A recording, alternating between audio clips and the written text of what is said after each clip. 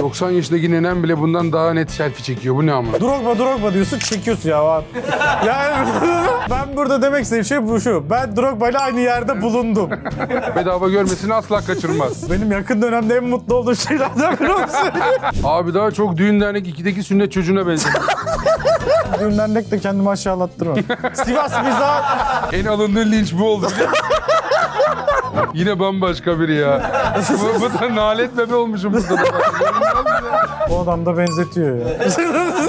Bu soktuğun orta sahası 2 senedir. Şu açıklamalarının topçu aldırması yarıyor. Ben bir yayın yaptım. Galatasaray 2,5'a satacağı oyuncuyu 15 güne 4 milyona sattı. Ne diyorsun? Tepki oluşunca omuz atacağım diye arkadan benim boynuma vurdu. Uyandım yani. Beni hastaneye götürüyor Metin. Senin sol bekle presle ne işin var? 11. Kendi aramızda top oynuyoruz. Sen santrfor oynayan adamsın. Belli ki öyle ya. Bırak da 2 metre top sürelim.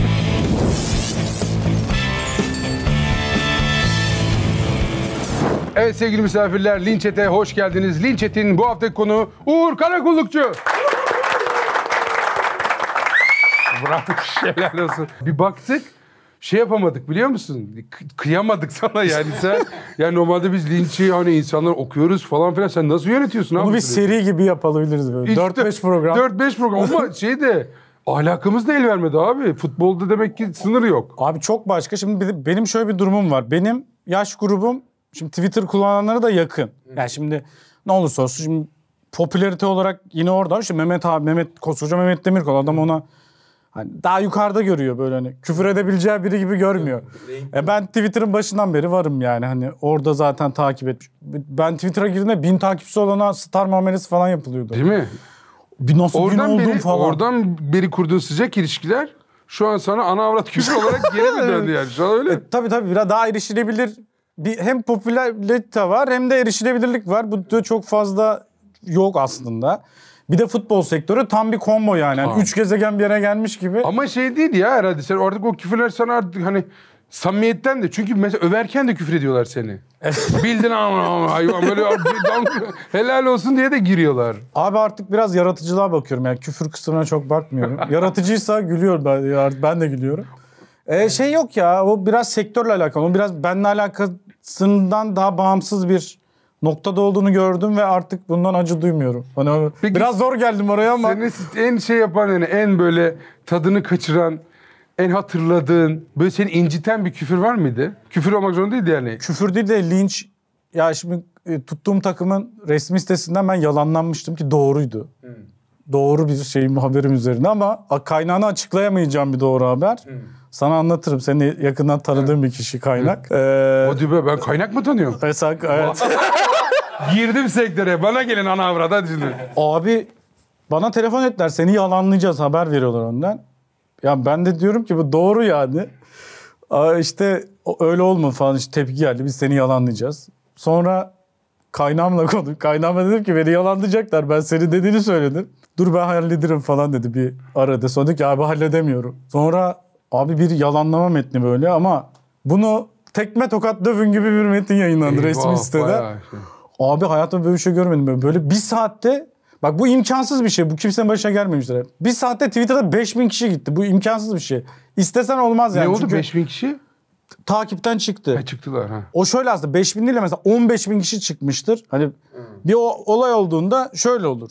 Ya işte bir yandan adın duyulur. Yeni birileri bu böyle biri varmış deyip takip eder. Bir yerleri de çıkar. Ya 5000 kişinin de imkansız bir şey bu. Evet. Olamaz yani. Artı eksi birbirini götürmesi. Abi 3 ay falan küfür yedim. 3 ay dayandım. Çünkü anlatsam olayın aslını kendi yaşadığımı anlatmadım. Hala kaynağı yakmadım. Kaynak duruyor mu hala? Kaynak duruyor. O söyle ben söyleyeyim lan ekranda. Sen şey yapmamış ol valla. Ona hiçbir şey olmadı ha? Tabii olmaz ama olmaması lazım. O sene çünkü şey olurdu. Ya biz zaten o sene galiba Galatasaray bir averajla şampiyonluğu kaybettiği hatırlıyorum. Ne zaman ya? O seneleri ben hatırlamıyorum. Ne zaman o? Bir Fenerbahçe. Siz değil abi, rahat ol. Senlik bir şey yok. Yapma. Senlik bir şey yok. Bunları yapma. Yollarıma kaynaklarımı. Beşiktaş şampiyon oldu sene. Diyecekler ki Uğur Seriz'den şampiyon olduk. Ben bir de onun sorumluluğuna mı gireceğim? İşte ömür boyu kurtulamam yani. Bakın bugün linçler nasıl? Alkışlarla linçlerimiz başlıyor. Hadi bakalım.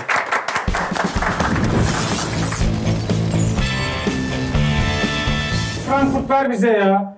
Frankfurt deplasman istiyorum ya. Çok iyi. İkinci turda deplasmanımı Almanya'da istiyorum ya. Sal bana Almanya deplasmanımı sal.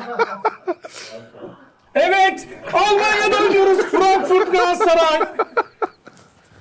Frankfurt Galatasaray. Hem de Galatasaray Frankfurt'ta değil. Frankfurt Galatasaray. Söyledik. Ne istiyorsam... Yorum var. Ne? Yorumu ne? Bizdeki yorumcuların derin öngörüleri. Ülke futbolunun özeti demiş bu da. Ya abi şöyle gerçekten ya bu bir yorumcu videosu değil bu. Bu bir Galatasaraylı videosu. Evet. Açık. Ya bu bir de kendi kanalı biraz ya benim için şöyle söyleyeyim ben bu mesleğe başlama sebebim benim Şampiyonlar Ligi tutkum. Ben Şampiyonlar Ligi ile aşık oldum ve Şampiyonlar Ligi'nde Galatasaray'ın oynaması benim kendi o fanusumdan çıkaracak tek şey bu. Gerçekten böyledir. Ya ben Fenerbahçe derbisinde de böyle bir heyecan yapan bir değilim yani. Fenerbahçe yenerse de Galatasaray yenerse de zaten yorumumu yapacağım. Biraz o işimin parçası gibi. Yani bu iş değil benim için. Ben hakikaten zevk alıyorum. Orada tam şey oluyorsun. Şampiyonlar yani, kura çekimi benim için bayram yani. Senede bir defa olan bir bayram. Hele Galatasaray olursa tabii ki. Ya ben orada bir taraftar gibi yaşadım hissimi.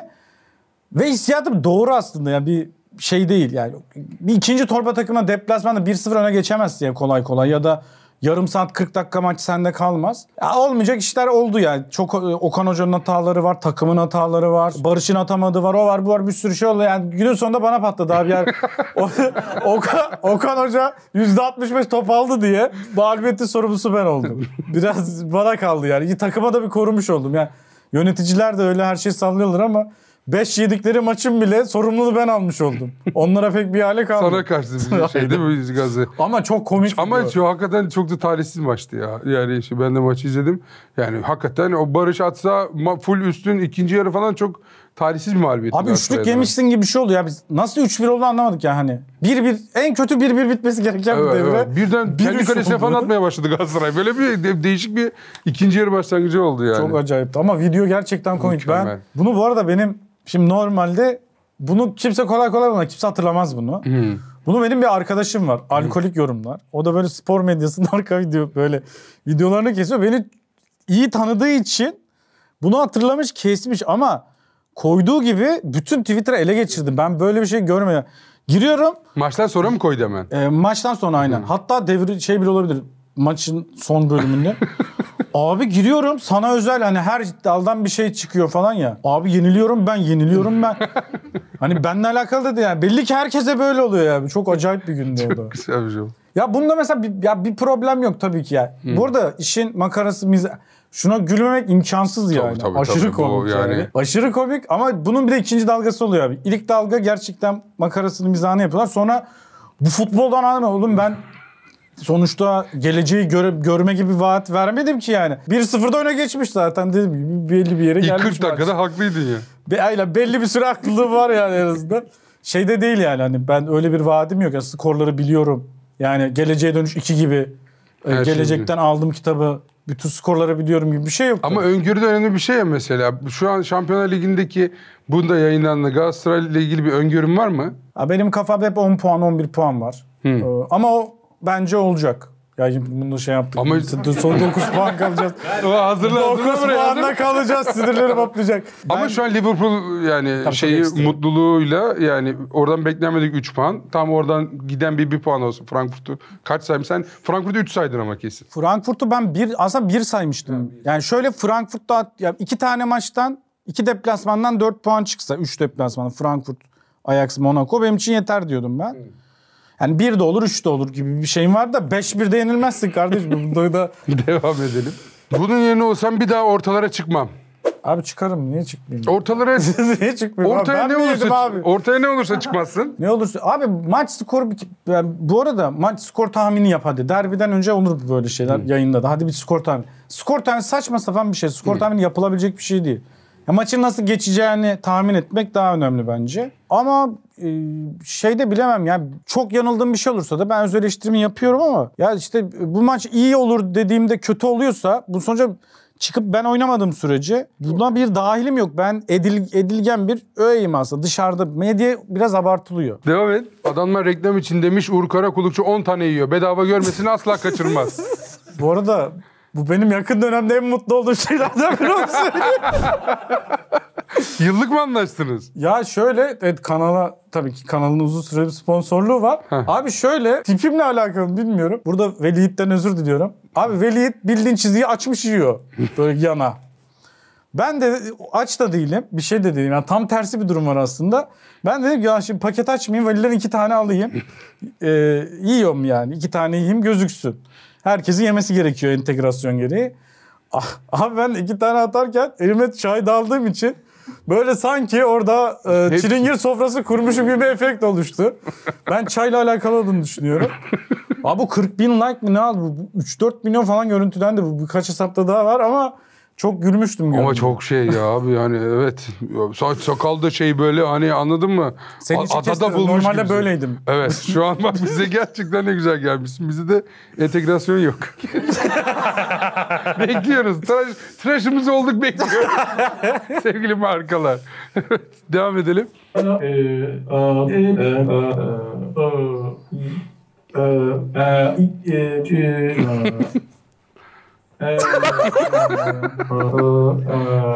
Yorum ne? Sayın Nur şu aralarda diye bir ses söylüyorsun ya ona biraz dikkat edebilirsen çok iyi olur bence. Kaçtır yayınlarını izliyorum her cümle sonunda eski BMC kamyonlarındaki gazdan ayağını çekince oluşan dız sesi gibi oluyor. Seviyorum seni. BMC entegrasyonu da bence gizli bir entegrasyon var burada diye düşünüyorum. Ben gizli olmasına gerek değilim. Ben BMC dedim kardeşim. Gerekirse BMC'yi yeriz burada. Bir kamyon yeriz değil mi? Bir kamyon yeriz yani neyse ne. Abi bu normalde bir düşünce efekti şöyle. Ya benim şöyle bir durum var. Ben asla hazırlanmam. Benim önümde mesela kağıt göremezsin kolay kolay. Varsa da yalandır ya. Boştur. Yalanlarım orada Boştur. yalanlar. Evet. Boş kağıttır yani dekordur. Yani ben kağıda yazarak çalışan birisi değilim. Bence yorumculuk o an olması gereken bir şey ve çağrışımla çalışıyorum ben. Yani o an biz. Ama mesela canlı maçı Burada da izledin mesela ben o sıra sana- not almıyor musun? Mesela bir şey yayında bunu Almıyorum. konuşurum. Almıyorum ki ya, kafama alıyorum. Ha. Yani aklıma ya zaten Unuturum diye falan şey yapmıyorsun. Abi unutuyorsam önemli değildir diye düşünüyorum. Tabii ki bu da şey. Ya aklımda kalıyorsa daha şeydir. O sonuçta önemli olan biriktirmek. Biriktirdikten sonra da gereken yerde çağırmak. Ama tabii yani bir konuşma hazırlayıp konuşurken daha muntazam konuşursun ama böyle şeylerde arada Doğallık gidiyor diye düşünüyorsun biraz hazırlanırsan mı? evet biraz benim de şeyim o. Olayım o yani. Hem doğal olmasını istiyorum hem enerjim yüksek olsun. Çünkü sen şimdi oyunculuk yapıyorsun. 3 kere 5 kere yapmak kolay bir şey değil yani. İkinci, üçüncü aynı şeyi. Düşündüğüm şeyi bir kere anlatıp bir daha anlatmak.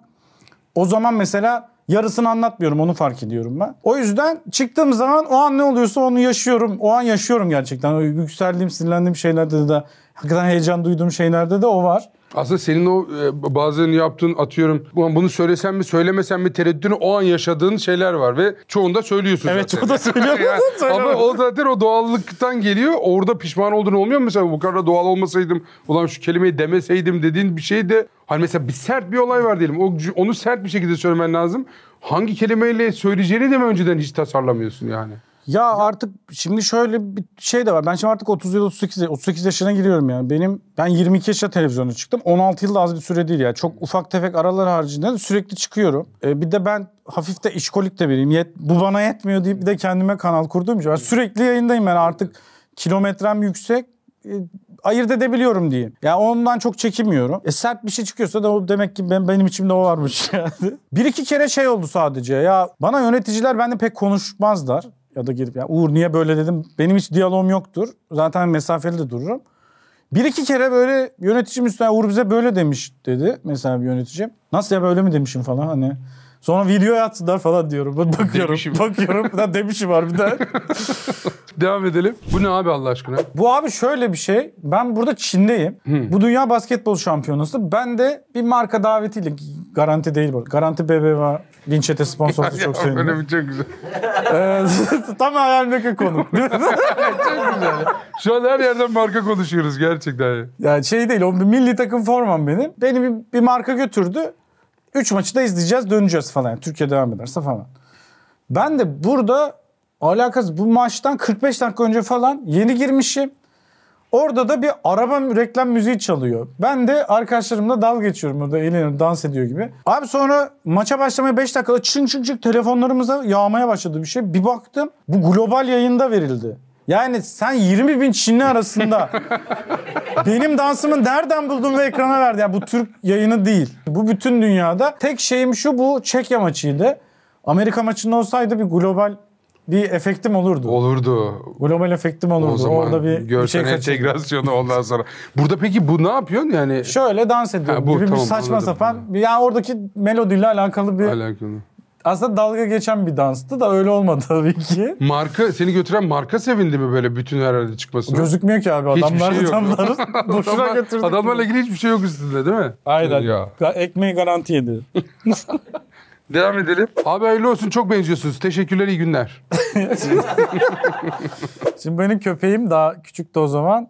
Teşekkürler, iyi günler de benim FIFA formatında ya ben böyle tekrarlayan şeylere çok uyuz oluyorum. Sürekli aynı şeyi söylemek üstüne. 3 kişi de bir FIFA programı çekiyoruz. Almanya'dan bizim Onur var. Onur Online. FIFA'cılar bilir. O böyle benim uyuz olduğumu bildiği için sürekli teşekkürler, iyi günler diyordu.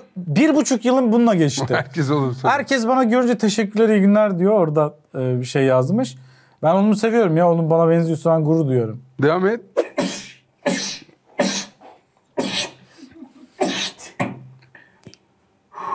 Türk sineması çatışma sahneleri. O kadar eski ki ben bunu ta A-Spor zamanı falan da böyle videolarım var. Artık böyle hapşırmıyor musun? Yo, hapşırıyorum. Ya denk gelince bir şeye toz moz at. Neyse neye alerjim olduğunu bilmiyorum. Bazen yayına denk geliyor. İşte artık o kadar adapte oldum ki işte neyi eleştiriyorsam mesela hapşırıyorum falan diyorum ki işte tek forvet alerjim var falan. Böyle ona bağladım Yayınla artık. bağladın. Çok güzel. Devam et. Tek program diyenler, bizi dinlemiyor, okumuyor diyenler yanıldınız. Uğur Tek yakında. Bu senle Çağatay Ulusoy'un çiftleşmiş hali gibi bir şey. Aynen. Bir şey gibi o. Çağatay da siz hepiniz Uğur Tek diyor. Ya şöyle, ben normalde tek başıma yapıyordum yayınlarımı. Şimdi sevgili Batuhan var, Batuhan Ünçal. O da Eyüpspor'un eski idari menajeri ve 2000'li. Nasıl oluyorsa ben anlamadım. 4 yıl yöneticilik yapan 2000'li adam olur mu? Ya inanılmazmış ya. Erken girmiş sektöre. Aynen. Çok dayı bir moderatör. Şimdi moderatörle yapınca Batuhan'ı sevdiler ama yine de ya Uğur sen tek çık, Uğur tek çık, Uğur tek çık deyince ben de Eşref'teki şeyi de seviyorum ben. Eşref Rüya'yı da seviyorum. Çağatay Ulusoy'un da her dizisini izlerim. Ondan dedim programa bir tane Uğur Tek diye ayrı bir program yapayım da hani insanlar da mutlu olsun diye böyle bir duyuru yaptım. Şu an yapıyorsun tek gibi. Şu an sen muhtemelen bir ay yayınlarsın, ben yapmış olurum. Başlayacak. Başlamak üzere. Devam edelim. Neden izleniyor bu adam bu kadar? Aslında neden izleniyorsun? Abi benim sormam lazım sonuçta. Ben izlemiyorum yani, ben konuşuyorum. Hiç kendi kendine demiyor mu oğlum? Beni niye bu kadar izliyorlar? Abi niye izliyorlar? Çünkü şöyle, yeri geldiği zaman 10 kişinin 9'unun iyi dediği bir şeye de kötü diyebiliyorum. Ayağımı dayıyorum. Bir senede bekliyorum haklı çıkmayı. Beni en çok mutlu eden şey budur bu arada. Herkesin doğruduğuna ben de doğru dedim ve doğru oldu. Kimsenin söylemediği bir şey söyleyip onun gerçekleştiğini görmenin hazzı başka bir şey. O yüzden ya 10 yorumcunun 7-8'i böyle değil. Safe konuşur. Bakalım görelim. Eser de iyi bir futbolcu. İşte kariyeri de güzel ama tutacak mı bir bakalım der geçer. Ona hiç kimse bir şey demez mesela ama Eser mesela bence Galatasaray'da başarılı olamaz demek olabilecek en kötü şey. Yani o an için. Çok sert bir yorum yani. Çünkü çok adam net. mutluluk yaşıyor, sen turp sıkıyor gibi oluyorsun. Dayak yememek için bir şey söylememeyi kenara bıraktım. Mesela Falcao benim için bir ders oldu. Ben Falcao'nun iyi iş yapacağını düşünmüyordum. Yani belli bir yaş, çok sakatlık geçmişi var. Sonra kendi kendimi ikna ettim. Herkes de istiyordu. Dedim ki ya son bir sene de sakatlanmamış. Herhalde sakatlanmaz falan. Geldi buraya. Revire döndü. Her maç çıkıyor. Her maç baldırım tutuyor. Dedim ki ben bir daha asla tutmayacağım kendimi. Bir şey kötü olacağını düşünüyorsam söyleyeceğim. Biraz bence yani neden izleniyorum ancak bunu diyebilirim. Çok net. Devam edelim. 90 yaşındaki nenem bile bundan daha net selfie çekiyor. Bu ne amınım?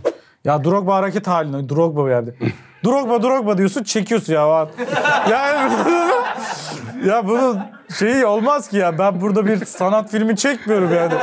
Ya sonuçta ben burada demek istediğim şey bu şu. Ben Drogba ile aynı yerde bulundum. Bunun durumu bu yani. Ve Drogba sonuçta adam. Ama yine inandırman gerekiyor işte. Gerçekten bulundu mu? Bu sen misin? Yani o kadar flu çıkmış ki. Bir de sen yani her görüntüde fotoğrafta farklı çıkan bazı insanlar Evet, vardır ya. Çok farklısın mesela burada. Abi bence de öyle ama onu ben de anlamıyorum. Evet, Ergün Pembe gibisin. Değil mi? Drogba da Drogba gibi değil. Kasket falan filan. Galatasaray'da bir maça gelmişti. Hangi maça geldiğini de hatırlamıyorum. Bir anda gördüm böyle. Yani şey de yok. Planlama bir şeyim de yok. Bazen yapıyorum yani, atıyorum. Şeye gitmiştim. Barcelona Sevilla maçına gitmişim. Sırf Messi ile selfie çekileyim diye. Fotoğraf için bile oluyor yani. Bir Messi'yi göreyim. Messi geçerken belki selfie çekeriz. Böyle şeyler oluyor. Çekildin mi Olmuyor ondan? değil. Abi Messi selfie çekildim. Ondan sonra telefonlarda çok eski telefonlara brick diye bir muhabbet var. Telefon tuğla oluyor ve birden kapanıyor ve bir daha açılmıyor. Kurtarılamıyor da. Gitti. Ondan sonra ben de malum markaya geçiş yaptım. Bir daha dedim böyle Messi selfie'm boşa gidiyorsa. Devam et. Abi daha çok düğün dernek 2'deki sünnet çocuğuna benziyor. Evet, çok inandırıcı olmuş. Düğün derneği de çok severim. Benim baba tarafım Sivaslı. Değil mi? Konuya buradan gireceğini hiç düşünmemiştim ya. Ya annemle biraz zaten duygusal alakasız bir şey, komik bir şey söylemeyeceğim. Ben annemle babamla bir tek düğün dernekte sinemaya gittim. O yüzden düğün dernekte kendimi aşağılattırmam. Sivas mizah diye çocukken de hep değil mi, eniştem götürdü bilmem ne. Annem babamla aynı anda hiç gitmedi. Sonra ben onları götürdüm düğün derneğe. Bayağı da gülmüşlerdi. O yüzden düğün dernekte kendimi aşağılatmam. Bence muazzam bir sanat eseri. En alındığı linç bu oldu. Devam et. İlk 6 ay anne sütü önemli. Ya bu makara bir fotoğraf ya. Bir şeyim yoktu o zaman. Yani evet. Baksana burada da Serdar Kuzuloğlu'na benziyorsun. Abi çok enteresan. Ya her fotoğraf bambaşka. Bu saçın başka abi. Nasıl oluyor bu kadar fark? Baksana saçın mesela... Abi ben de şöyle mesela 1 kilo vereyim sen dersin sen kilo vermişsin. Öyle insanlar oluyor ya. Tabii hemen anlaşılıyor. Yani 1 kilo alayım 10 kilo alayım yüzüm şişiyor falan. Böyle bir olayım var. Yüzde alakalı. Ama saçın değişik burada. Rengi değişik. Düz. Burada kıvırcık. Daha sarı falan. İnanılmaz yani. Yok abi şu an berbere gittim ondan. Ondan Şeyler sürdü ya. Ya perma mı yaptırdın abi? Yani kıvırcıklık nasıl oldu ya? Şu an eşin falan şey yapıyor mu yani? Öyle bir yardımcı olayım, saçına destek olayım. Bakımına özen gösteren bir kıyafetin falan var mı bir şey? Abi ben eşimle tanıştığımda saçım uzundu. Sonra eşim bana kesti o iyiliği. Çünkü uzun saç şöyle bir tutku abi. Uzadıkça aidiyet gelişiyor aranda. Yıllarımı yani verdim. saçma ben. yani aynen yıllarımı verdim. Bir de kesersen bir daha olmayacak. Onu da biliyorsun. Ne kadar uzundan nasıl bir şey biliyor musun? Bu mesela coin aldın. Mesela 10.000 dolar attın. Tadımız kaçık yapma. 7.000, 6.000, 5.000. Sen artık ömürlüksün onunla. Bir de orada çıkamazsın Tabii. yani. O gibi olur ya. Uzun saçta öyle çıkamıyorsun abi. Hani kaybettiğini kabul etmek anlamına geliyor. Onu da kabul etmek istemiyorum. Eşim benim 1 ayda kestirtmişti. O yaptığım büyük iyilik odur. Ne kadar uzunluktan bahsediyorsun ya? Galiba hiç Abi aşırı uzun değil lan. Benim saçım kıvırcıkla dalgalı arası. Böyle önce böyle bir gidiyor o zaman. Sonra aşağı inmeye başlıyor. adamın adını unuttum ya. Şey vardı neydi? Murat. Neydi? Bu akşam ölürüm. Beni kimse... Murat Kekilli. Murat Kekilli. Murat Dalkılıç diyecektim bir şey olacaktı. Alakası. Murat Kekilli. Murat Kekilli. Murat Kekilli. Murat Kekilli gibi oluyor benim saçlar abi. Ya, dalga garip yani. He. Çok ideal bir uzun saç değil. Çağlar Söyüncü ile Murat Kekilli arası bir skaladayım yani. Devam edelim. Pantol büyük gelmiş. Bambaşka biri daha. İnanılmaz ya. Abi şu an göbeğimi gözüküyor diye ben endişe duydum. Yani Gözüküyor da gibi. hep ama bir kıyafetlerine bir uğraşma var. Seni takip edenlerde. Ya bugün valla en şık halindesin. Tıraşını yapmışsın, yapmışsın. Böyle teşekkür ederiz yani. Rica ederim abi. Bayram şıklığı var Neyse, şu an. Ersin Düzen izlemiyordu şu Ersin abi. Ersin abi de 15 gündür sakallarını kesti sen de. İniyorum. Bende de şöyle bir şey var. Berberde gittiğimde olmam gerekiyor. Ya ben bir de çok zor bir şey denk getirmek. Ne demek gittiğimde olmam gerekiyor ne? Ya ben randevu 3 gün sonra randevu olmak benim hayatımda yok. Yapamıyorum evet, ben. o çok zor bir şey ben de. Ya gittiğimde de en kötü bir hafif Uğur alırım seni ya. Araya alırım şey var ya ben araya alınmak isteyen insanım. Yarın hemen bekleyeyim 10 dakika çay içeyim olayım. Halletsin hemen. 2 kere gittim 11'de gidiyorum 3'te gel diyor. Ya 4 saat bunu mu bekleyeceğim ben ya? Böyle bir gün hayatımı yaşayamıyorum zaten. O yüzden Ama Ersin Düzen hep jilet değil mi böyle yanında? Ersin abi inanılmaz bir adam ya. İnanılmaz jileti ben. Ya hem çok yakışıklı. Ersin abi 50 yaşında abi ve muhteşem 50 yaşında Ersin Düzen gibi olmayı çok isterim ben de. Yok. Ki 38 yaşında bile öyle olmadığıma göre olamayacağım diye düşünüyorum ama. Çok zor. Yok ben de konuk oldum böyle yanında böyle çürüyen böyle. Böyle yayvanlaşmışım, akmışım böyle. O böyle evet mesela o bir de dimdik duruyor böyle. Hiçbir şey olmuyor gibi yani. Devam et. Uğur abi niye görmemiş gibi sürekli foto atıyorsun? Halbuki onlarca maça gittin. Evet, kardeşim hatıra olsun diye. 10 senede bir tane Şampiyonlar Ligi deplasman galibiyetimiz var. O da bu maç yani. Özür dilerim de bir zahmet bunu çekeyim. Hangi maç bu ya? 3-2 Manchester United deplasmanda kazandığımız maç. Yani o kadar da sürekli kazandığımız tarz bir maç değil. Çünkü bunda da şöyle bir şey var. Ben Bastırım'ın en yanındayım. Yanında da İngiliz bir dayı var. 60 yaşında falan. Şimdi normalde basın tribününde zaten forma falan giymek zaten yok da gole sevmek de yasak, ceza alıyorsun. Öyle mi? Aynen. Ha. Ne yapıyorsun gol olunca? Evet falan yapman lazım, tutman lazım. Ne? Evet. Baktım ben en uzaktayım. Yani UEFA görevlisi falan da yok. Ben 1-0'a sevindim. Zaha'nın golü. Ben bayağı sevindim. Adam bana kurulmuş. Sonra 1-1 oldu, 2-1 oldu. Geldi böyle yapıyor bana falan. Bildiğin dip dibe falan. Ben de elini sıktım. Elimi uzattım, elini sıktım. Sonra biz 2-2 yaptık, 3-2 yaptık falan. Ben seviniyorum bayağı, artık rahat rahat saldım. Sonra adam geldi elimi sıktı. Böyle bir şeyimiz olmuş, diyalogumuz olmuştu tam burada. Çok güzel hatırası olan bir maç yani. Çirkinleşildi zannettim ben ya abim ben o koyduk falan. Abi bas tribününe de şey var. Ama yani aslında medeni bir şekilde çirkinleştik yani. Oranın şartı. Şartlar el verdiğince. Yaşadığım en iyi diyaloglardan biri. Konuşmadan adamla bir şeyi paylaştık yani. Devam et. Verdiğin kiloları hemen mi geri aldın kral ya?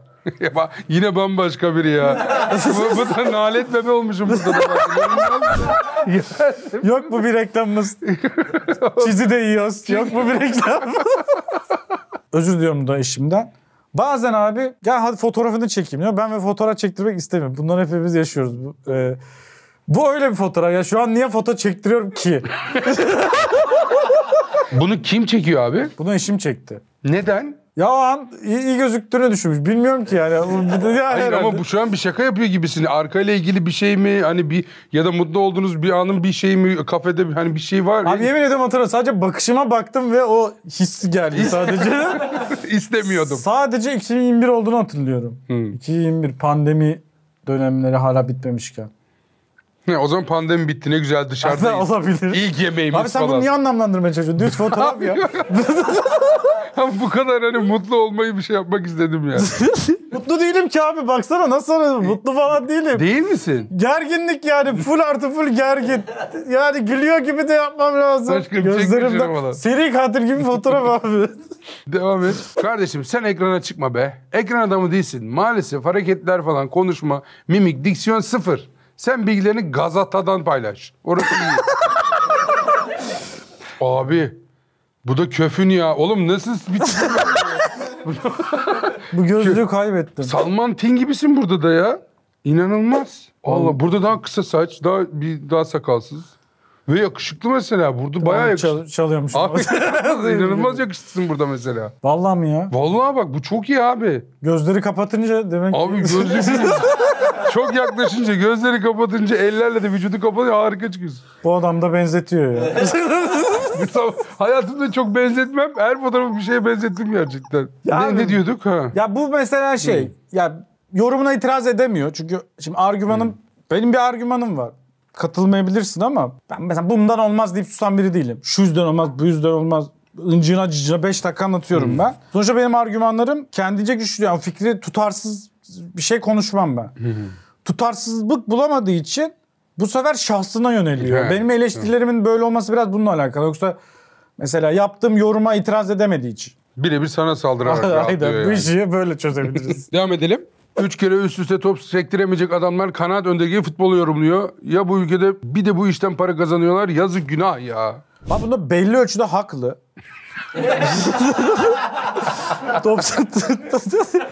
top sektirememe değil. Ha inanılmaz sektiriyor muyum? Hayır. 15-20 maksimum yani. Öyle şeyim yok. Böyle bir top tekniğim olmadığını Metin başta olmak üzere bütün arkadaşlarım Futbolda biliyor. nasıl tıktığı geçtin maçta da ne oynuyorsun? Ben sol bek oynarım. Ya ben maçta kötü oynamı düşünmüyorum. Ama estetik değilim.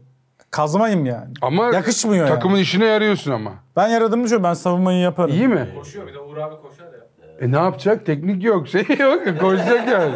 Öyle mi yani? Ya yok koşar pozisyonu süzerim. Bu top buraya gelir mi? Gelirse yakın durur. Neyin kötü? Tekniğin mi kötü? Ya tekniğim kötü. Pasta mesela şu 30 metre hayal ediyorum. 30 metre git değil de buraya gidiyorum. Anladın mı?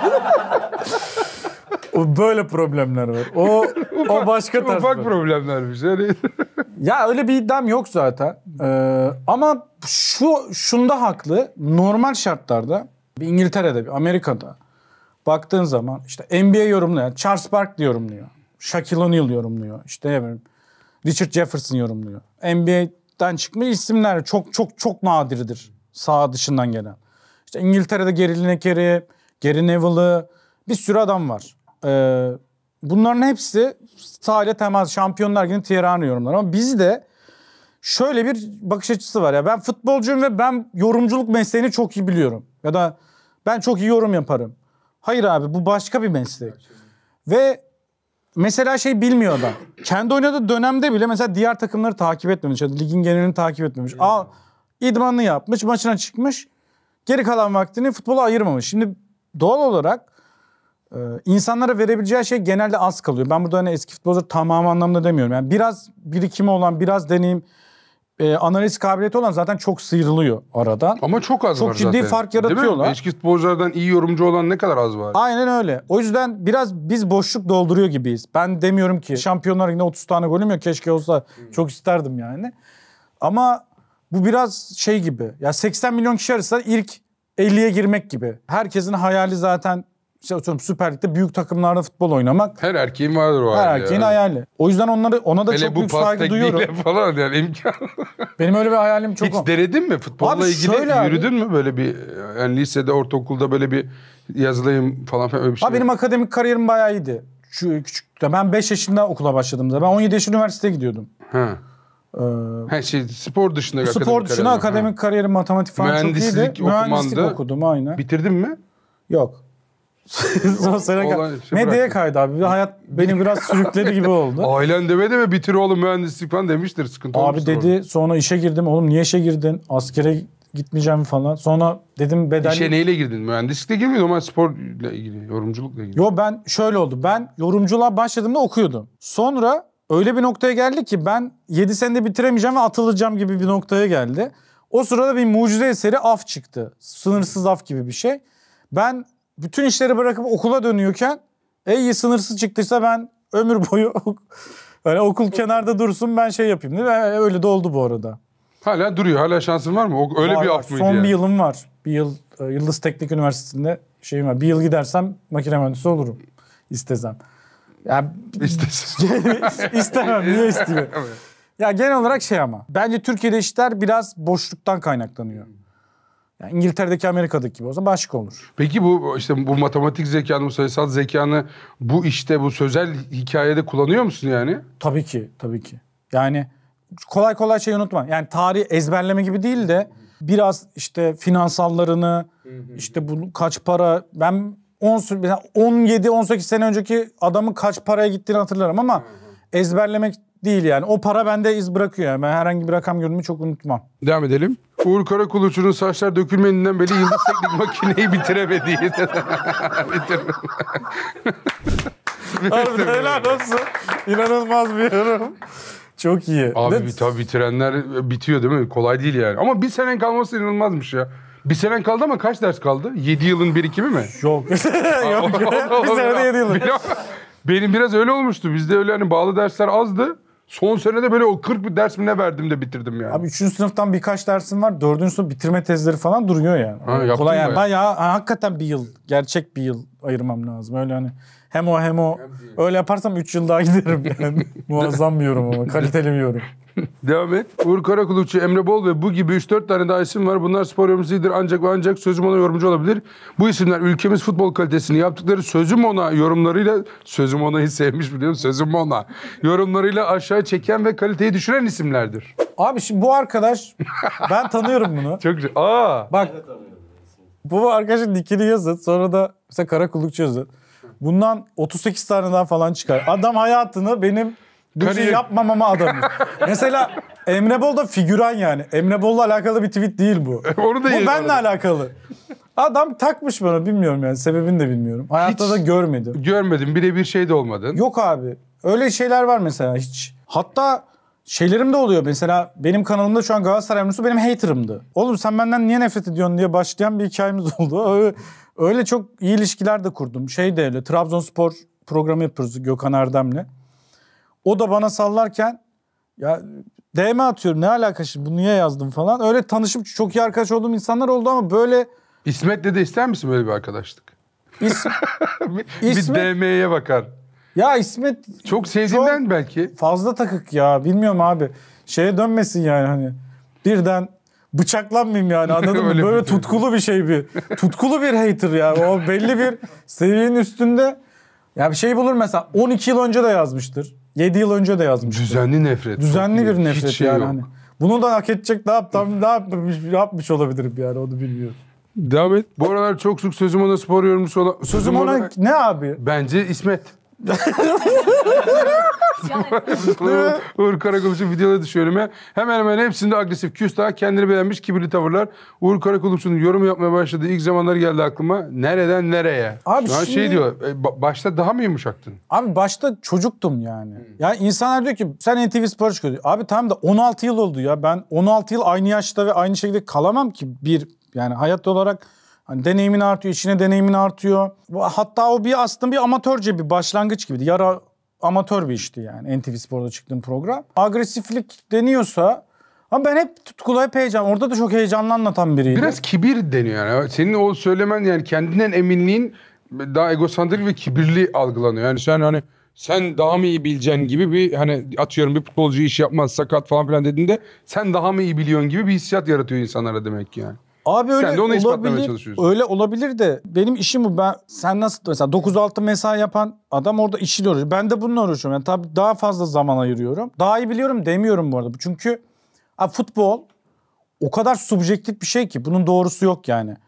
Mesela buradan da o sandalyeye gidebilirim. Buradan dolaşıp da gelebilirim. Bazen hani bu mantıklı gelir ama bunu yapamazsın. Bunu başaran biri olur yani. Futbolda tek doğru yok. O yüzden zaten çok geniş. Yani diğer sporlardan farklı mesela. Şimdi basketbolda mesela öngörü yapmak çok kolay. Çünkü çok fazla sayı var. Ve bir noktada şanslı olduğun anlar dengelenebiliyor zamanla. Yani futbolu 1-0 kazanabiliyorsun yani. Bir de atıyorum şey gibi bir şey. Bir Öyle maçta de olur. olan en sert olay atıyorum 4 tane olay var. Bu 4 olayı bu kadar kanal arasından, bu kadar yorumcu arasından nasıl farklı yorumlayabilirim de bir challenge değil mi yani? Tabii ki. Çünkü dümdüz bir olay. İşte faul mü değil mi bilmem ne falan filan bir şey konuşuluyor. Ve hakikaten artık maçlarda da biraz daha sıkıcı oldu ya böyle. 4 tane olay var ve orada en enteresan yolu seçen adam olman gerekiyor yorumlarken. Ya bir yandan öyle. Bir yandan bazen de en düzünde söylemen gerekiyor. Ama mesele şey değil ya, ben bunu insanları bazen ya belli bir kısma diyeyim yani. Ki genelde öyle değil. Yani tamam öyle olsa zaten izlenmez programlarımda. Yani belli bir kısma geçmeyen şu.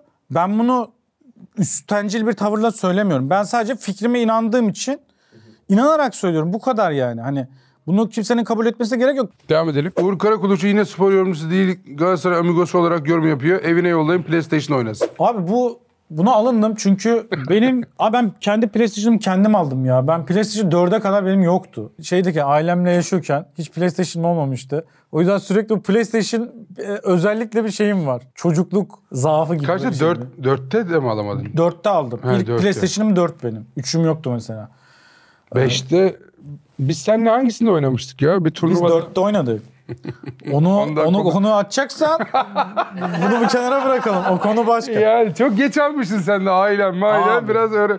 Yani bizim seninle tanışmamız gerçekten onunla oldu. Bir organizasyonda FIFA turnuvası pandemide bayağı internet üzerinden şey yapıyorduk. Yani biz ünlüler böyle bir turnuva yaptılar. Ben Polonya'ydım. Kurada Polonya çıkmıştı ve Ben de Almanya'ydım. Sen de Almanya'ydın. Özellikle söylemek isterim bunu. O Almanya'ydı. Ben Polonya'ydım. PlayStation 4'te. Yani farkı siz düşünün. Sonra da çeyrek final maçıydı gibi hatırlıyorum. Ya da bir öncesi. Çeyrek. Çeyrek finalde Uğur Karakulukçu ile eşleşsin falan diyorlar bana. Ben gelsin ne olacak falan. Ondan sonra maça başladık. Sonrası sen anlat. Çok ben dinlemek istedim. Abi şöyle, bu gerçekten tabii ben var ya 2 ay sinirli gezdim. Bu evet linçlerden daha çok sinirlendiğim bir olay. Şöyle, gerçi hala sinirliyim yani. Ya hatırla yükseldi. Bir daha da hiç oynamadık ha. şöyle. Değil gelmedik ya. Onun Evet ya. intikamını da alamadın ya. Yok ya sana kurum. Orada ben Deniz vardı. Hatırlar mısın bilmiyorum. Organizasyonu yapan. Deniz'e Evet. çok kuruldu. Turnuvanın şampiyonu İrfancan Kahveci oldu. Evet. Fransa'ydı o. Ben grupta İrfancan'a 3 attım. Almanya. 3-1 yendim İrfan'ı. İyi de gidiyorum. Çeyrek finale kadar geldim. Şimdi sen de tanırsın. Bizim Emre Kayır var. Şu an Galatasaray'ın koçu. Dedi ki ben Eser abilerle oynuyorum. Sen Eser abi yenersin dedi bana. Bir tane hazırlık maçı yaptık falan. Çıktım. Bayağı da yeniyor. Yani 2-0 falan önde. İlk maç 2-0 öndeyim. 2-0 önde. Polonya'yı bitmiş. Ben de lan buraya kadar teşekkürler falan modunda değilim Dakika tabii ki. 75 gibi falan attı bir tane. Maç strese girdi. Benim attığım gol nasıl attı bir tane oluyor? Ben orada 2-0 iken inanmışım. Taktiğimi değiştirmişim, atmışım. He. 2-1'e gelmesi sorun yok. Sonra abi benim telefon çekmedi. Bu yayınlanıyor ya. Skype düştü. Abi Deniz durmadan arıyor. Durmadan. Maç o dakika 83 falan. 84. Durmadan arıyor. Ben de topu taca attım. Skype açıp döndüm. Tacı hızlıca kullanmış. Kontraya kalkıp durduramadan 2-2 oldu. Fıttırdım. Kazandığım maç gitti. Futbol bu. Abi ben görmedim öyle bir şey. Delirdim Bu ben. senin kendi evinde yaşadığın bir şey. Ben Aynen. ekran falan kapağını görmüyorum. Bu taç attım. Taçla hızlı gol attım. Abi 5 kere de aramazsın ya. Delirdim ya. Deniz'i sonra hırslandım. Çıktım ikinci maça. Maç tekrar oldu. Evet ben dedim ki bu gol şeydi hani istersen bir şey yapalım dedim ama o kadar da. Tabii. Centilmenliği gösterdim. Ki yok ya berabere bitince zaten biz biraz hani şey de gelsin diye tekrar maç şeyi vardı orada. Bir daha oynayalım dedim. Bir daha oynayalım. Abi 3-1 öne geçti. Dakika yine 70. Yine önde. Harika Dakika ya. yine 70. Abi yine aynı. Bak 75 oldu. Bu sefer psikolojim bozuldu. Direkt yani derimin altına geçtin. Aynısı olacak. Aynısı oldu. 3-3 oldu. Ulan 3-1'i de tutamadım. Abi ertesi gün bir daha maç. Biz 3 kere oynadık. Üçüncü maçımız değil mi? 3. maça yenildim. Kaç yenildim de bilmiyorum. 1-0 mı ne öyle? Bir de pis yendim ya. Hakikaten o ilk maç hiç aklımdan çıkmıyor. Diğer ikisi helal de olsun. benim aklımdan çıkmıyor. Çok güzeldi. Sonra sen Sina'ya mı eğlendin? Evet. Ama Sina işte bizim maçı izlemiş, analizler yapmış. Benim şöyle bir şey vardı ya, ekranda senin ekrandan izlerse senin taktiklerini görüyor. Full benim taktikleri görüyor. 3 tane taktiğim vardı benim. İşte geriden o yüzden maç kazanabiliyordum. Anladın mı? Birden eğer çok öne geçerlerse bir taktiğim vardı. O da çok iyiydi. Bütün taktiklerime çalışmış, analiz etmiş. Öne geçiyor. Öne geçince benim taktik değişimi görüyor. O da ona göre yapıyor. Abi öyle bir şeyle karşılaştım ki. Yani hakikaten yarı finalde Sina'ya gittim ama senin galibiyetin beni böyle sen 2 ay ne yaşadıysan tam tersini düşün ya. Helal. Zaten o kuş tüyü gibi Sina'yla biz boş ver. Ya hiç umurumda değil o maç. Böyle o pandemi o dünyada böyle kendi kendime böyle yürüyüşe çıkıyorum falan. Polonya falan diye. 2 kere 3 Aryadık be. Çok güzeldi. Bir de orada şimdi sen de hakikaten kendi ispatlamış FIFA'da iyi oynuyor denilen bir adamsın. Ben de tam belli belirsiz iyi oynuyor falan diyorlar benimle ilgili ama yayınlanıyor. İnsanlar hani futbol camiası işte birileri yorumluyor. Olay çok ciddiydi. Ama işte böyle kriz anlarını iyi yönetmek lazım. Aynen öyle. İrfan Can şampiyon oldu. Ben yenen tek takım benim. Bütün turnuva. Yok çok 3 atmıştım de. Yapacak bir şey yok. Tebrik ediyorum bu arada. Abi sağ ol valla. Geç gelmiş bir tebrik hazırda. Ama biz ofiste falan oynuyoruz. Gelsene ben sana Gelirim ya, yine böyle daha ufak bir takımla çakayım. Seviye düştü birden. Hemen aynı takımı almam söyleyeyim. Ben köstüreyim falan. Gel bir kaktırayız abi. Normal seviyemiz bu bizim aramızda. Ay, çok güzeldi ya. Bu linçi bu yüzden aldım sadece. Bu konuyu konuşalım diye. Evet sıradaki gelsin bakalım. Aga sen niye böyle kaliteli işler yapmaya başladın? Abi bu ben Sagopa Kajmer'i çok severim Yunus abiyle. Bir türlü de tanışamadım bu arada. Ömrüm boyunca da hiç şey yapmadım. Konserlerine çok gittim ama o rap'in oğlu diyor kendine ilk albümlerinde. Ben de o yüzden rap'in oğlu yapmıştım röportaj programının adını. Hangi röportaj bilmiyorum ama. 5 yıl önce. Ne olabilir bilmiyorum. Ama yok genel içeriği kaliteli bulmuşlar. Sağ olsun. Çok içerik üretiyorsun değil mi sen? Yani şu an formatlar, şeyler falan filan hani hiç durmadan bir dünyan var. Abi aklım yapamadıklarında benim çok var aslında. Aklıma bir şey geliyor zaman bazen isim geliyor. İsme program uyduruyorum. İsim çok hoşuma gidiyorsa. Öyle şeyler ya biz bu kanalda futbol programı yapmak istiyoruz ya. Birlikte bir şey düşünelim ya. Bir denedik. Vardar Odası diye bir şey yapalım dedik. Aykut Kocaman mı geldi? İsmi güzel. Ya ben yine linç yiyecek bir şeyler yapıyorum arada. Evet yani bize bir yol göster. Biz yaptık çektik de demosunu. Sonra bir ürktük. Yapmadık. Çok şaka yapınca da olmuyor. Evet abi çok şaka. Yani futbolda şu yok. Mesela bitsin en gergin ortamda açtın canlı yayında o konuyla ilgili şaka yaptın mahvederler seni. Gerçekten bir bataklık ya. Türk futbolu gerçek bir bataklık ya. Çok zor. Ama Ama biz de çizeyemeyelim mi ya bir pardon odasında? Metin ne güzel orada. Abi bence Batu. çekineceğiniz bir şey yok. Herkes zaten sizin profilinizi Eğlenceli. biliyor. Yani onun makara muhabbet olduğunu biliyor. Aslında insanlar bunu bayağı seviyor. Yani futbol temalı mizah çok başarılı. Hatta Hasan Arda çok da iyi, acayip iyi yapıyor işini. Evet bence de. Futbol temalı mizahta acayip bir yere getirdi. Normal yayınlardan hatta biraz daha fazla falan izliyor. 50 bin kişi canlı falan izliyor sana. Yani iyi Neden olmaz? yapılabilir. Olabilir bence. Düşünelim. Devam edelim. Çok itici, antipatik bir tipi var. Uğur Karakullukçu'nun soyadı da zaten tekerleme gibi.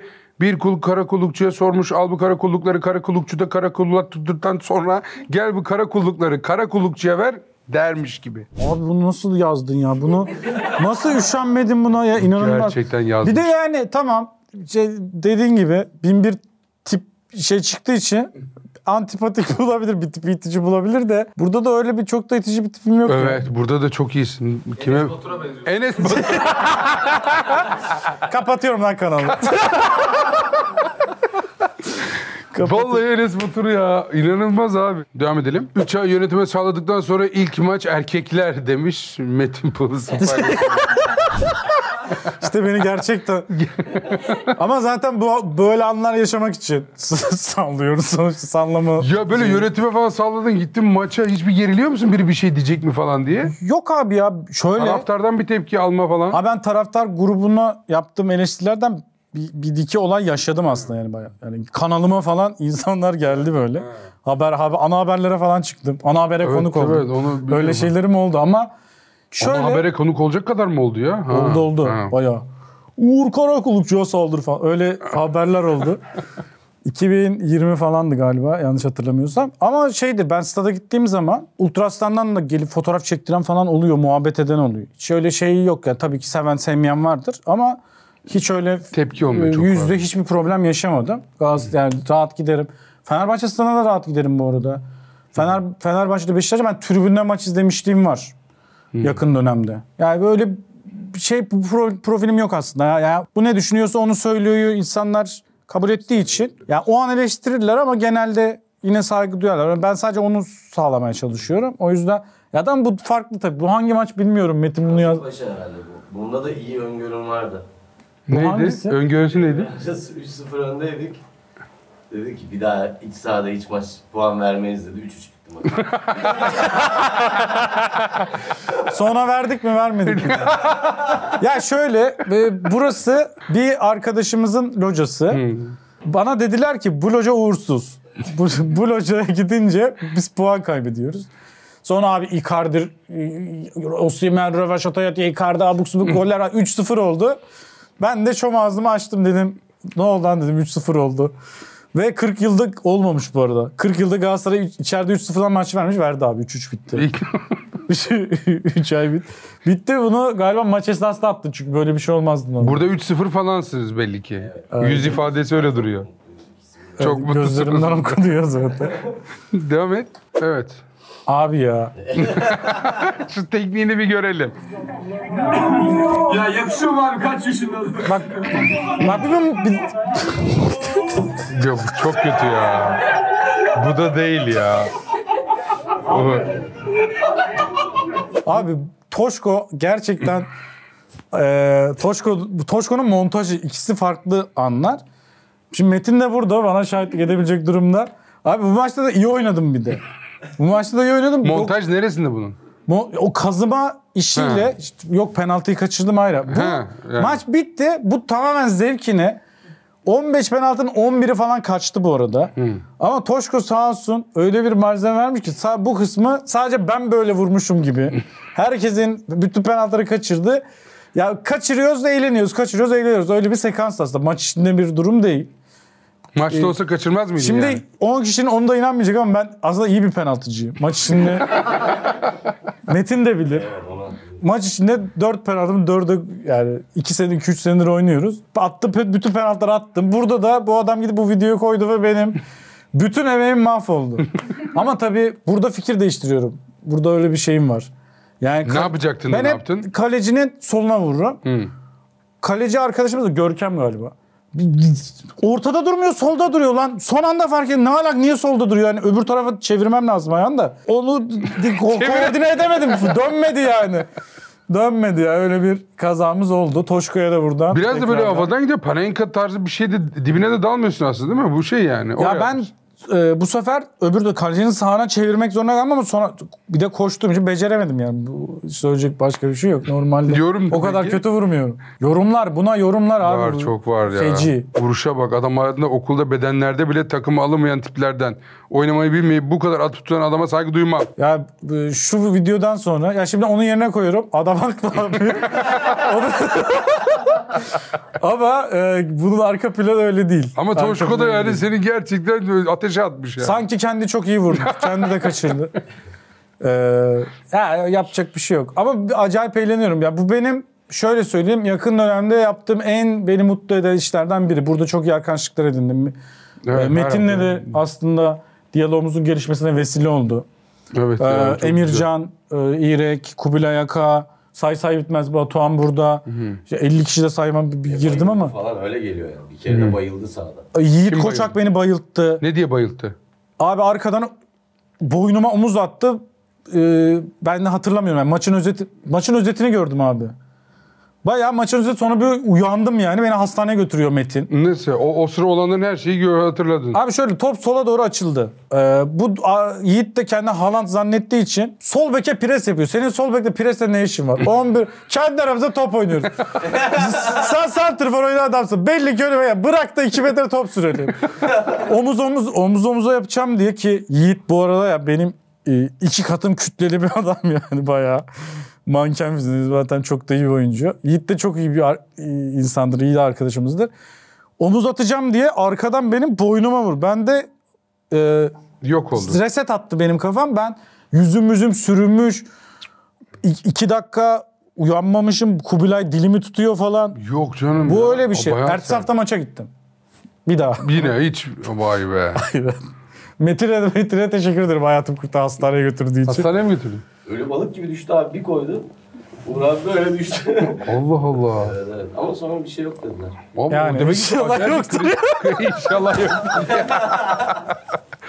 Ya burada da bak, burada da Robin Williams. Olmadı mı bu sefer? Dick Lewandowski gibi. Devam et. Kamp görmüş saha, kamp görmüş diye. Kamp görmüş dedi falan. Kamp yemiş bu arada, özür dilerim, pardon. Kamp yemiş Zaha. Aynen Zaha Leao'ya dönüşecek bir tane kamp görünce, aynen. Zaha kendi de böyle inanıyordu bu arada. Zaha'sından Ziyeh'ine. Diyorum. Ulan her sene aynı kaos ortamını yaratmayın. Gidip pahalıya oyuncu alsa yine siz yitiriyorsunuz. Bak burada Pahalı da dışarı olsa. çekmiş ki daha genel bir eleştiri yapayım. Çünkü söylediğime bir şey diyecek bir durumu yok. Doğru. Zaha şu an Amerika'da oynuyor abi. Yani, Doğruymuş. yani Galatasaray'dan 8 milyon euro alıyordu. O konuda çok mütevazı olamayacağım yani. Hani büyük isim, o dedim ya, Falcao'dan sonra büyük isim karşıma almakta çok çekinmiyorum diye. Zaha da onlardan biri. Galatasaray seviyesinde bir oyun oynamıyordu. Ve Peki böyle bir ismi bu kadar net isim Zazi'ye girdiğinde onların menajerleri bunlar da mı sana tepki vermiyorlar? abi şöyle bir kere o olabilir mesela. Feguli yazdı bana Türkçe. Ortada mentionlaştık yani. Zihni kirli falan yazmış bana böyle. Çeviri böyle bir translate bir eleştiri aldım. Ben de şey dedim. Baba oynamıyorsun 2 senedir futbol. Top ne yapabilirim yani. Özür dilerim de ya. Zaten sonra 6 ay boşta kaldı. Benle tartıştıktan sonra 6 ay sonra takım buldu. Oluyor öyle yani. Arada bir oluyor. Ama bana menajer çok yazamaz. Piyasada biliniyor benim. Yarı deli muamelesi görüyor. Yani buna bulaşmayın. ya bunun bir şey derseniz hani çok faydası daha da fazla konuşur. Yöneticiler aramaz beni. Hiç teknik direktörler şeyler çok nadirdir. Bir tane şey yaşadım. Canlı yayına denk geldi. O da normal karşılıyorum yani o. Devam et bakayım. Bu soktuğumun orta sahasını 2 senedir diye hem getireceksiniz Haziran ayında, bu maça çıkaracaksınız ya. Oğlum bu ne ya? Bu kadar basit ya. Bir tane sağ. Şu açıklamalarının topçu aldırması yarıyor. Burada aynen böyle benim gerçekten delirdiğim yayınlardan sonra 2-3 gün içinde bir gelişme olur mu? Bana şey geldi ya, ben böyle bir yayın yaptım. Galatasaray bunu 2-3 yerden teyitli bu arada. Ya yöneticisinden oyuncu tarafına kadar. Ben bir yayın yaptım. Galatasaray 2,5'a satacağı oyuncuyu 15 güne 4 milyona sattı. Vazgeçti. Ne diyorsun? Tepki oluşunca vazgeçip daha pahalıya satmamız gerekiyor belli ki gibi bir şeye gelmişti. Ya bu da gönül ferahlığı söyleyebilirim. Bu sadece Galatasaray yayınlarında oluyor. Mesela işte Galatasaray Amigos'u falan yazanlar var. Halbuki öyle değil ya. Ben en ağır eleştirilerimi her zaman Galatasaray yaparım. Çünkü bir, düzeltmek için bir şey ateşleyebileceğini biliyorum. Sesimi yankı uyandırabileceğini biliyorum. Ve açıkçası kabul edebileceğim en net eleştiri Galatasaray'ı kayırmak değil. Tam tersi Galatasaraylıların kızması daha makul bence. Çünkü Daha işe yarıyor. ben Galatasaray faydası olsun diye yapıyorum ama bazen taraftar da karşıma alıyorum ben. Yani aslında biraz garip de bir şey. O yani 10 bin kişi diyor, 20 bin kişi diyor, 20 bin kişinin 18 binin fikrine ters bir şey söylüyorum. Ama bu tarz şeylerde Galatasaray faydam dokunacağı demeyeyim, dokunabileceğini hissettiğim için bazen burada dost farklı olabiliyor. Yani 2 sene sonra izleyeceğim lan ben ne yapmışım ben de diyorum. Ama o an gerçekten o iste yapıyorum. Yani o gerçekten kızgınım orada yani. O çok belli canım. O samimi hissi geliyor ya. Devam edelim. Bu ülkede futboldan ekmek yemesi bitecek Reymana'yı. İyi futbolcusun ama çok kötü bir insansın. Rezil bir insansın. Bilerek yaptın, infaz ettin. Kendi meslektaşının hayatını, belki futbol hayatını riske attın. Onu da söyleyeyim. Şu anda Galatasaray içinden konuşulan Barış Alper'in sezonu kapattı. Sen aşağılık bir insansın Reymanay. Ve bu ülkede sana bir daha ekmek yedirirsek bize yazıklar olsun, sana değil. O masrafı bu ülke karşılamalı. Söz veriyorum, cebimden ne kadar verebileceksen vereceğim. Abi bu acayip bir konu. Bir yorumu alalım. Bu herif rezil bir insan ya. Para için, prim için her şeyi yapar. Bunu Mana'ya mı söyledi, bana mı söyledi belli. Kime ya bu gerçekten? Banadır bu tabii. Abi şöyle evet. bu olayın. Aslında şimdi bu ilk 2-3 gün bu yarı olumlu bir şey olarak paylaşılıyordu. Çünkü gerçekten çok korkunç bir olay yani. 90+4'te Barış'ı itip Aşil tendonu bölgesini açıp basıyor. Bastı. Sonra da dönüp gidiyor. O biliyor atılacağım gözüyle bakıyor. Yani sakatlamak için yaptığı net. O sırada da burada öz eleştiri kısmını burada yapayım gazetecilik olarak. Beni bugüne kadar hiç yanıltmamış bir kaynağım diyeyim. Yayına 3 dakika kala beni aradı. Biz bu maçı Metinlerle birlikte izliyorduk galiba. Beraber izliyorduk. Ben sinirlendim, sinirim geçmedi. Bir yarım saat bekledim, sakinleşmiyorum. Dedim ben yayına gideyim, içimi dökeyim. 3 dakika kala da Galatasaray çok hakim biri beni aradı. Ben tanıyor muyum yine? Bunu tanımıyorsun. Bunu tanımıyorsun. Malta'da yaşıyor şimdi. Galatasaray sağlık heyeti Barış'ın sezonu kapattığını düşünüyor dedi bana. Ben fıttırdım. Abi sonra bu normal. Ya, ben yaptığım eleştiride bir şey görmüyorum. Dili çok sert olabilir. Yani bir kere kullandım böyle bir dil. Niyeti çünkü korkunç bir niyet. Yani olacak bir şey değil. Barış sezonu kapatsa bu gayet normal karşılanacak bir konuşma olabilirdi ama Barış ertesi adam maça çıktı abi. Evet ya. O ya maça çıktı abi. Galatasaray kulübü, yani kulüp demeyeyim yine, şimdi yalanlanacak, yine yalanlanmayalım. Ama Galatasaray içinde konuşulan buydu. Ama ben bunu teyit edecek zamanım yoktu. Ben yayına girecektim. Ben sezonu kapattı düşüncesiyle bu konuşmayı yaptım. O gazeteci olarak bir eksiklik. Yani yayını erteleyip, sonuçta kendi kanalım 15 dakika geç girip 1-2 yere daha telefon açabilirdim. Sinirle yapılmış bir konuşma. Ama Mana'nın yaptığını değiştiren bir şey yok bence. Yani hiç uzak kalmamasıyla sezonu kapatması arasında teoride bir fark yok. Barış'a orada da bir şey olmayıp haftaya oynaması Barış'ın bence Aşil tendonuna sağlık. Hani gerçekten ona bir şey hani gerçekten bir şey olmadı adama ya.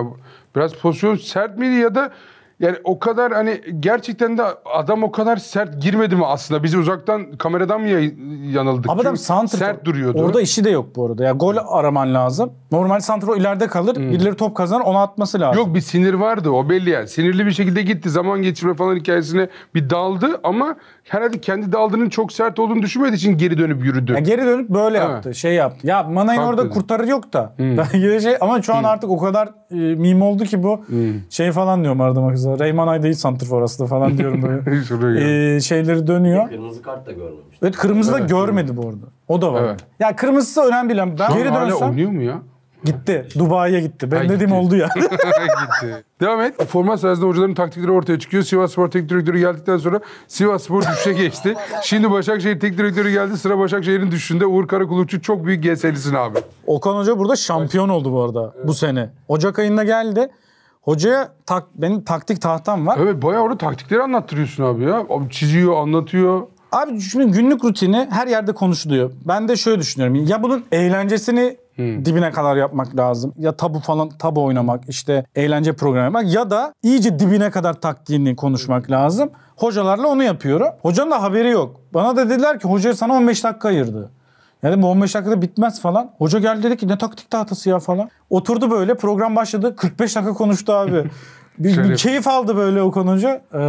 Çok da severim Okan Hoca'yı. İnsan olarak da severim yani. Hatta insan olarak en sevdiğim teknik direktördür Türkiye'deki. Evet, aşırı tatlı bir adam bir de. Normalde biz işte hal hatır da sorar. Alaçatı, Çeşme birlikte uçak gidiş geliş muhabbetlerimiz var. Aşırı tatlı. Oğlu da çok tatlı bir çocuk falan. Aynen öyle. Yani Galatasaray teknik direktöründen bağımsız bir sevgim vardır her zaman. Saygım her zaman var tabii ki. Ama bu program iyi bir program. Yani çok keyif aldım. Keyif alarak yapıyorum. Yakın dönemde çok yapamadım ama İnşallah devamını getireceğiz. Devam edelim. Grilish Ertuğrul diye bir kelime şakası yapmışsın. Abi küfüre dava açıyor musun? Diziliş Ertuğrul benim. Ya bu kelime şakasının şakası aslında. Programın adı Diziliş Ertuğrul bu arada. Çok iyi. Az önceki programı. Bizim Vardar odası gibi demek. Kelime şakası tutuyor demek. Grilish'te Galatasaray Grilish diye bir oyuncu gelecekti o zaman.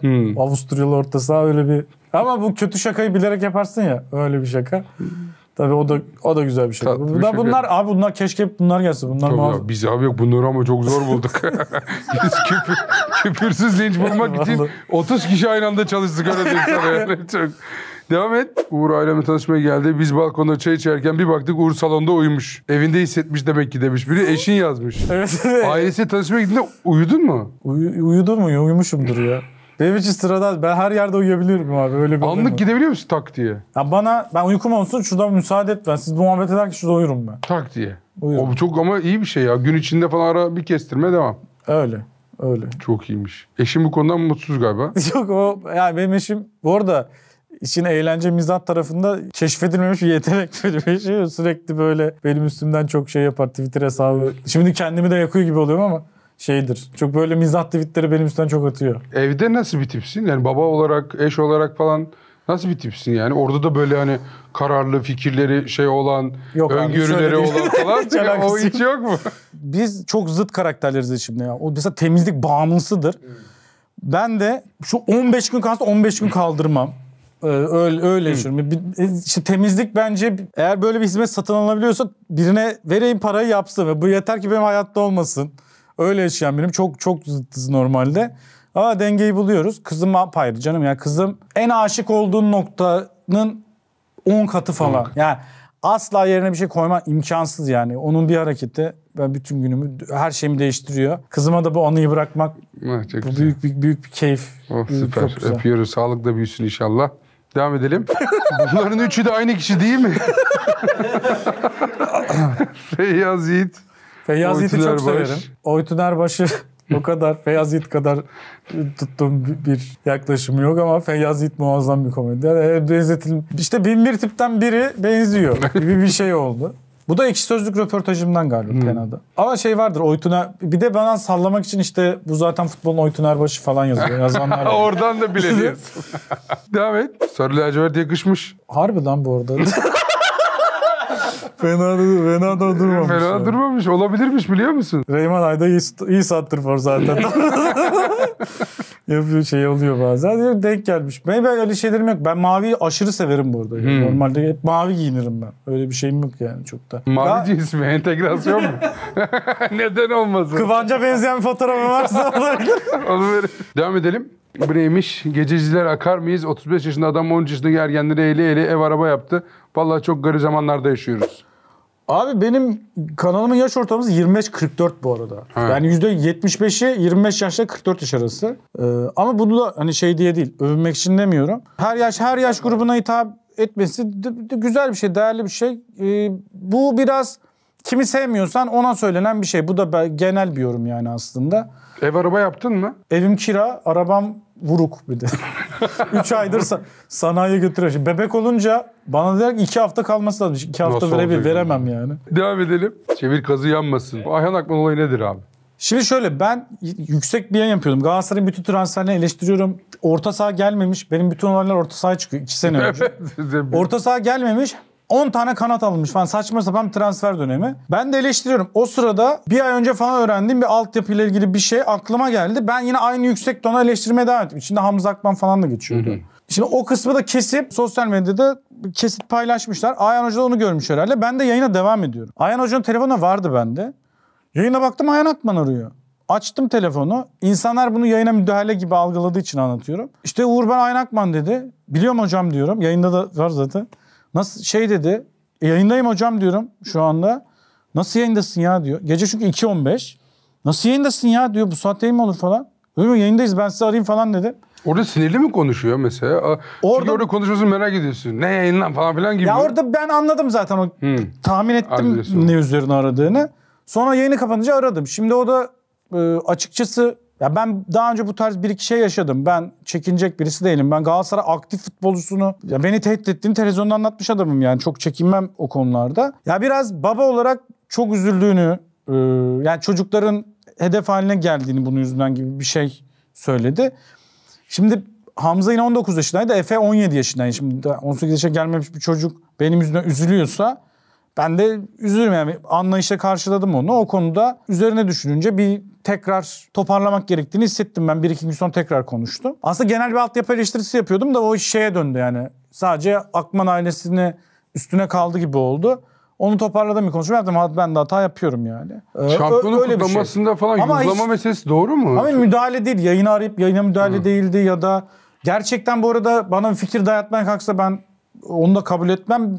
Bir babayı anladım diyeyim. Onunla alakalı. Çok babacan bir yerden anlattı o zaman. Aynen. Yani düzgün bir şekilde falan. Hiç gocunmuyorum da, özür dilemekten gocunmam. Yani hatalı olduğumu düşünüyorsam yaparım yani. Hikayesi doğru mu ya? Şampiyonluk kutlamasında Efe Akman'ı yuhlamışlar falan bir durumu vardı ya. Abi o şöyle, 2 sene sonra oldu bu olaydan. Bir önceki şeyde yuhlamadılar. 2 sene sonra yuhlanınca tekrar bana bir tepki oldu falan ama. Evet, sana mal oldu gibi bir şey benim oldu. Eştirimde Efe geçmiyordu. Efe ile alakalı bir şey yoktu. Tabii ki yani genç yaşlı çocukların da bu kadar, sporcuların bu kadar üzülmesini istemem. Ondan dolayı ekstra bir konuşma yapmıştım bunları. Evet. Hala final diyor ya. Dalga mı geçiyorsunuz abi ya? Dalga mı geçiyorsunuz ya? Dalga mı geçiyorsunuz ya? Dalga mı geçiyorsunuz? Dalga mı geçiyorsunuz ya? Dalga mı geçiyorsunuz ya? Dalga mı geçiyorsunuz abi? Ya dalga mı geçiyorsunuz ya? Ya siz insanların aklına dalga mı geçiyorsunuz? Dalga mı geçiyorsunuz? Aklımızda dalga geçmeyin ya. Tam anlamadım ama dalga geçiyor olabilirler mi? Bu ilk şey. Biz buradan finale gideriz lan. Zaten 4 maç kazanamamışız. Düşmüş. Yani ilk 8'e girememişiz. Ağzı Akman'a 4 attı bu arada bir yandan da ilk maçta. Ne felaket takımdı ondan. Bize de attılar çünkü bir şeyler değil mi? Evet, Fenerbahçe'de 3-1'de bize yendi. 3-1'de. Bir denk gel Gazi Akman şeyini. Ya herkesin bir kullandığı ilk amigdaladan bir söz gelir ya. Benim de bu belli ki. Alkışlar Uğur Karakulukçu'ya. Valla çok teşekkür ederim. Yani rahat rahat aktık. Her şeyi de sordum ettim. Sen de rahat rahat söyledin abi. Zaten düşündüğünü söyleyen birisin. Onu burada da gördük. Ben inanılmaz keyif aldım. Ya şeyimiz haricinde, FIFA maçımız haricinde birkaç kez vakitte geçirmiştik. Ben seninle vakit geçirmekten çok keyif aldım. Ekip zaten çoğu arkadaşım. Keyifle geldim buraya. İnşallah güzel bir program olmuştur. Oldu. Beğenirseniz, abone olursanız, hype atarsanız, bildirim açarsanız, zile basarsanız hepsini yapabilirsiniz. Teşekkür ediyorum.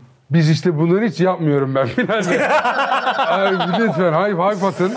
Abone olun, beğenirseniz şey yapın, bildirimlerinizi açın. Çok...